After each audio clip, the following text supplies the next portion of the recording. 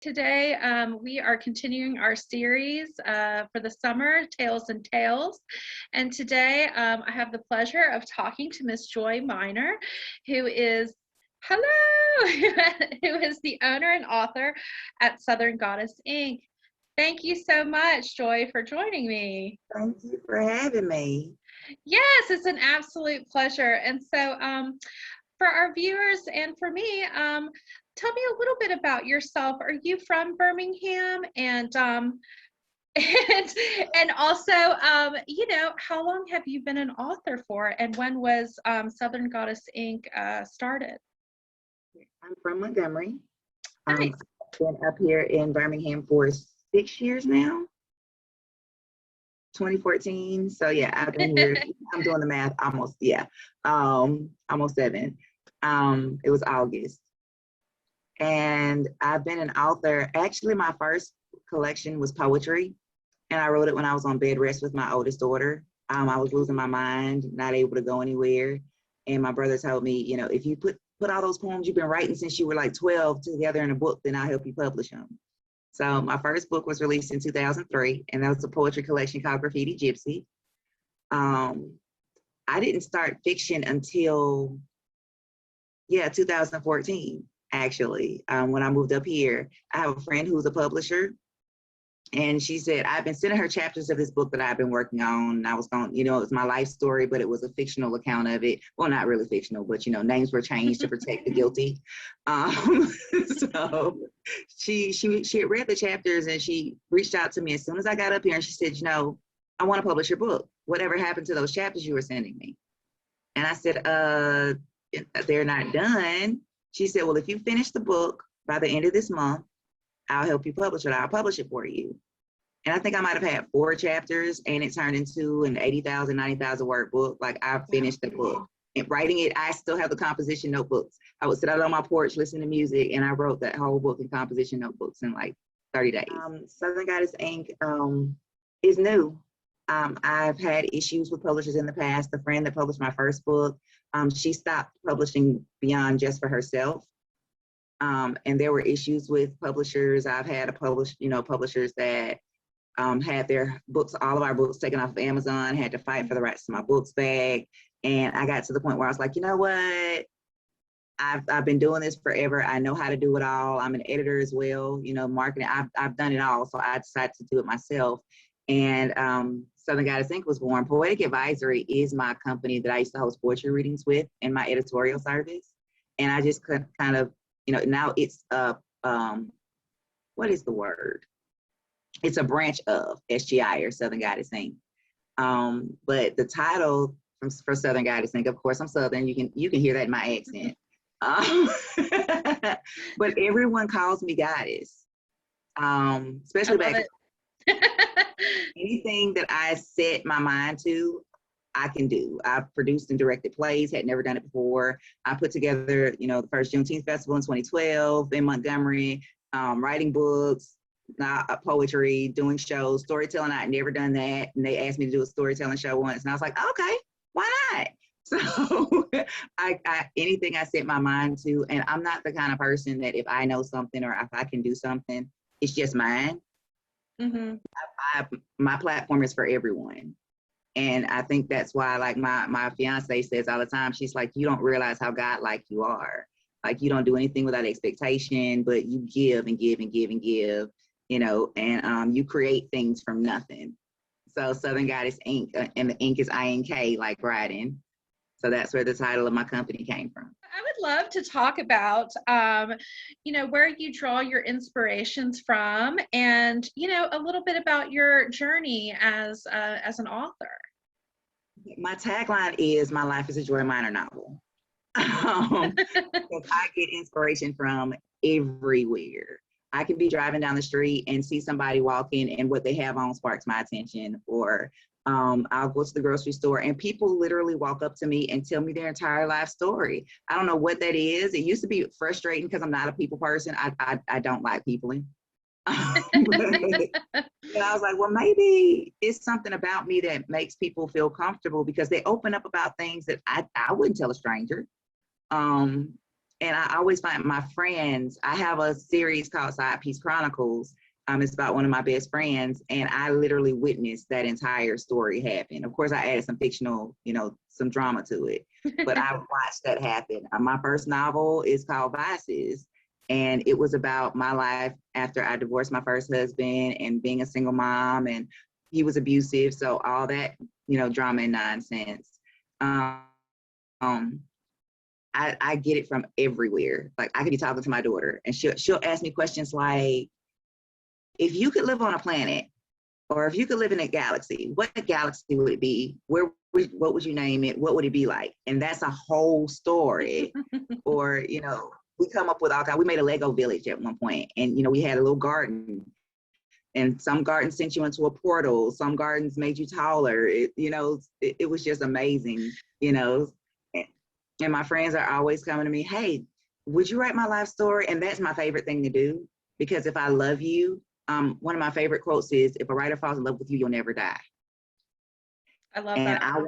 Thank you. And I It's just, true. I tell them, I was like, I'm going to immortalize you, but I want the world to see them the way I see them. Because, we question ourselves and we don't think that we're enough and we doubt ourselves a lot. But if I portray you, if you read a book and you're in it, you get to see the way you're seen in a loving manner, and I'm able to do that for a lot of people. I have a lot of readers that tell me that my writing helps them through their depression, which is really interesting because my writing helps me through my depression. It's how I stay sane. If somebody pisses me off, I beat them up in a book. About something, I put it in a book. Whatever I'm going through, you can tell what I'm going through because my characters are going through it. And that's why a lot of people say that my stories are so relatable, because they're really life stories. They're about real people, real characters, real experiences. I know that you have written a lot of books, and it's quite impressive. So how many books have you written so far? That are available, I have written 32 that are available for purchase. Vices, my first novel, is out of print, but I also re-released it as a 2-part series. It's about to have the 3rd part come out, and it's called A Good Girl with Bad Habits. But I have, I've written about 50 books, and that's including ghostwritten books because I ghostwrite as well. But of course, I don't get the credit for those. But hey, I wrote them, so that's amazing. And the funny thing, and I'm going to show you this. I just showed this the other day. So this, my wife made me do it. I call her my wife or my fiance, depending on the day, but it's all the same. So you see this spreadsheet, right? Yes. These are all the books that I have either started or concepts for, in 7 or 8 different genres, and it has whether they do or do not have covers, like the word count, the genres, and whether or not they have covers. And it's 200 of them. Wow. So that's amazing. About a little bit about COVID. I know that some of us think it's over. I do not. It's still a thing, but I want to kind of focus on the last year of COVID, and if it affected your creative process at all, and maybe even just your personal life, as I'm sure it did. And if you would speak about that just a little bit, and if you learned anything from this last year. Fun fact. You ready? Yes. COVID, the onslaught of COVID, like it touched down in Alabama. I think it was March the 13th or something like that. Yep. 2020. I had an aneurysm rupture March the 18th. 17th. So I had brain surgery March 18th, 2020. And I was like, a lot of people are stressed. See, I work from home. I've been a writer, an editor, an author. I've always worked from home. So I've created this life because I have 2 children and I wanted to be available for them. It didn't bother me. I was used to virtual phone calls. I was used to virtual conferences. I was used to virtual shows. I was used to not going out into the world, especially I was recovering from brain surgery, had to relearn how to walk, I didn't have to relearn how to type. but handwriting. You know, still have cognitive issues with that. But so everybody was running from and scared of COVID, and I'm chilling in my house just trying to get my weight back up and my strength back up because I had brain surgery. So it definitely did affect you greatly. Just a little bit. But my daughter, my oldest, graduated high school. That was the hardest thing. She didn't have a prom, and so it was more the impact that it had on my children. My baby girl's 9, so she wants to go to school and play on the playground, and she's been in virtual school for a year. She doesn't have really very much social interaction, and it's nice. My wife and I, we go out on dates and things like that now, slowly. But for us, dates would be going to the park and sitting and parking and talking. So we didn't the going out, and I miss concerts. I miss shows, and I just started, and this is really interesting, but I just started missing hugs, like hugging my friends, and sitting and talking and not worrying about anybody getting sick, and I do miss that. But I watched COVID happen, and I was tickled by the number of people that panicked the way that they did, because people are different. But I'm an introvert. So being introverted, I was like, hey, I don't have the people. But I did watch like my children, how it impacted them, because even if you want to go out, you couldn't. Even if you wanted to be around your friends, you have to worry about, especially with me, recovering from that major surgery. Like, you can't go to class without worrying about if you're going to bring it back to me. You can't go, to your friend's house without worrying about if you're going to bring it back to me. And if I had caught it, it would have killed me. So that kind of limited even my interactions with people, who come and see me. And Thanksgiving, Christmas, everything was virtual. My baby girl's birthday was virtual. It was different. It was different. I want to say thank you, for doing this interview, and I'm going to be thanking you over and over again because I think you're amazing, and you're just such a treasure to have here in Birmingham. And so, as a local author, what do you think is the importance of supporting community, and especially our local artists and authors? It's how we eat. Support. They say that everything should start at home. You keep money in your community. You support each other. And I'm from Selma. I was born in Selma, but I grew up in Montgomery.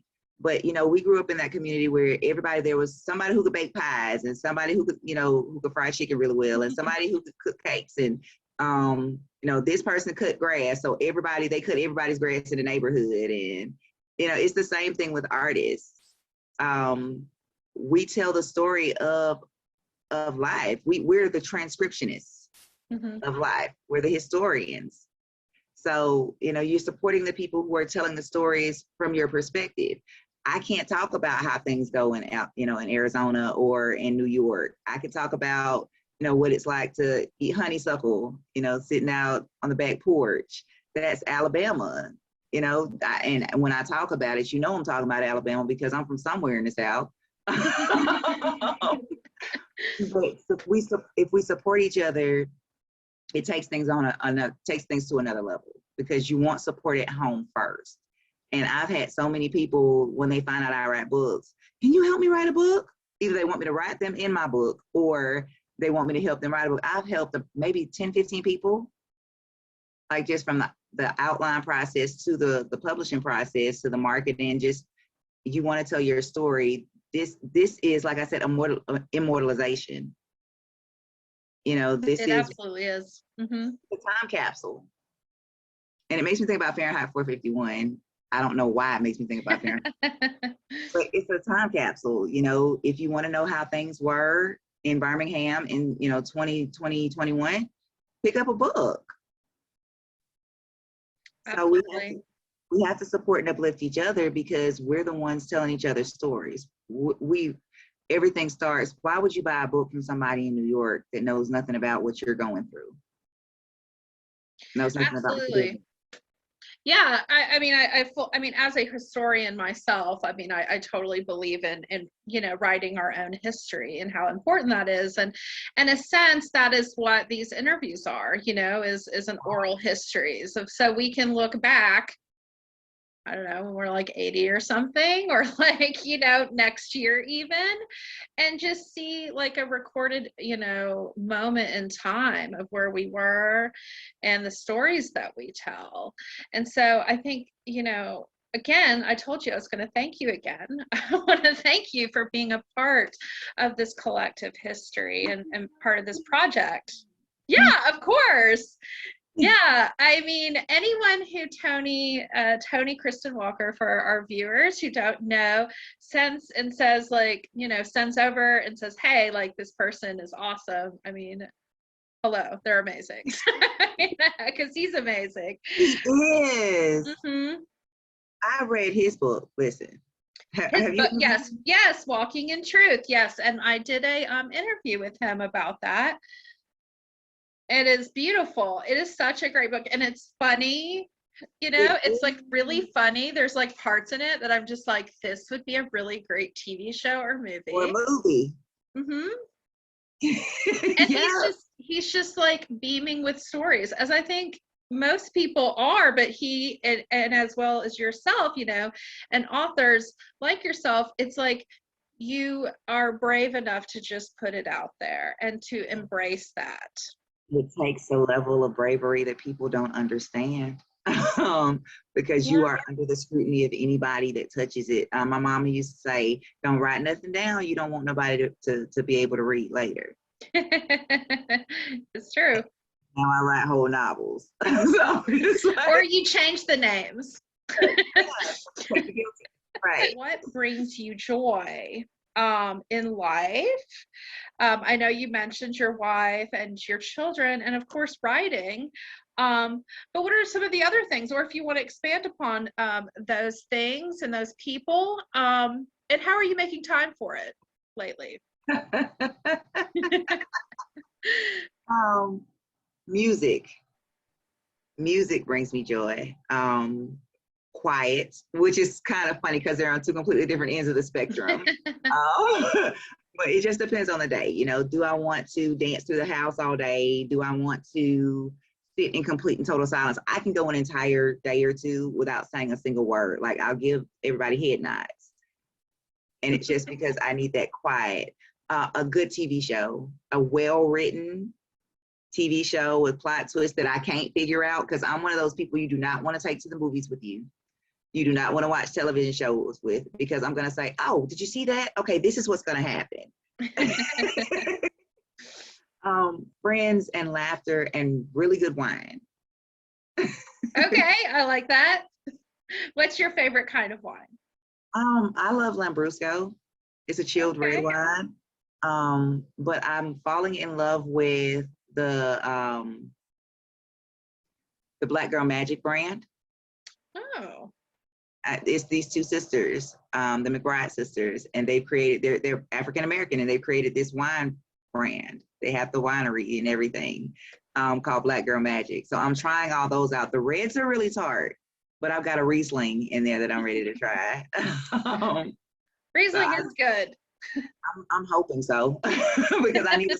I know you mentioned like good TV shows. What are you reading and watching these days? And also on that note, I know I keep making these like bigger questions, but who are the authors that like inspired you as an author?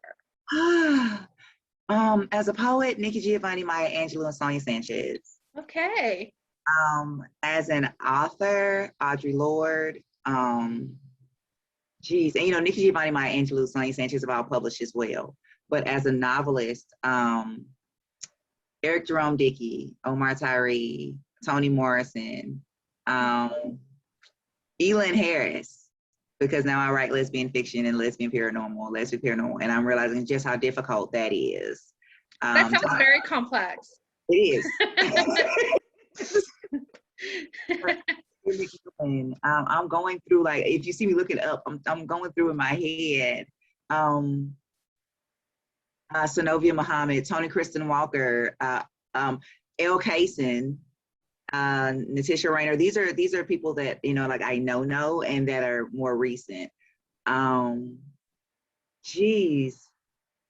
And I love that you can, you know, draw inspiration from, you know, your friends who are, you know, also, you know, I guess your, Authors. yes, your author peers. I can, and we call each other pen sisters, you know, or pen brothers with Tony. I don't know very many male authors, which is interesting. I'm trying to think, like, look, F. Scott Fitzgerald, The Great Gatsby is my all-time favorite. Ray Bradbury, Poe, Sylvia Plath. It's one of those lists that goes on and on. It's like asking a librarian what your favorite book is, because Yes. it'll just go on and on. I read everything. I mean, everything, anything I can put, I call it a rabbit hole. Okay, I'll read something, learn something about that. Okay, let me go research this. Okay, now I got to find a book on this. Like I have a head full of all of this knowledge that will come in handy. It's really interesting when it comes in handy too. Like when I write a lot of my scenes where someone is dying or like blowing up somebody's car, or you know, just all of these. You know, I have a book that I'm writing, Sealed with a Kiss, and I asked my Facebook friends, and one of my friends, Candace, actually gave me this idea. I was like, how can you kiss somebody and poison them without poisoning yourself? And she was like, oh, that's easy, latex paint. Why do you know that?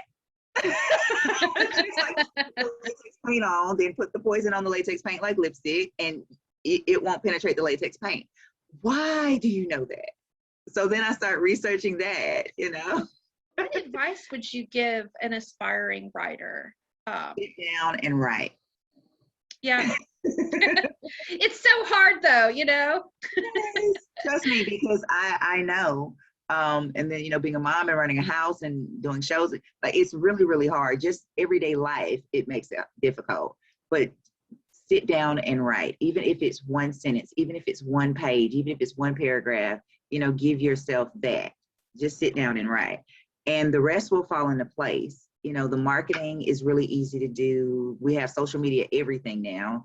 Amazon, Facebook, they teach you how to do marketing. There are classes you can take, learn everything you can. I've been doing this, you know, poetry, performing, writing for over 20 years.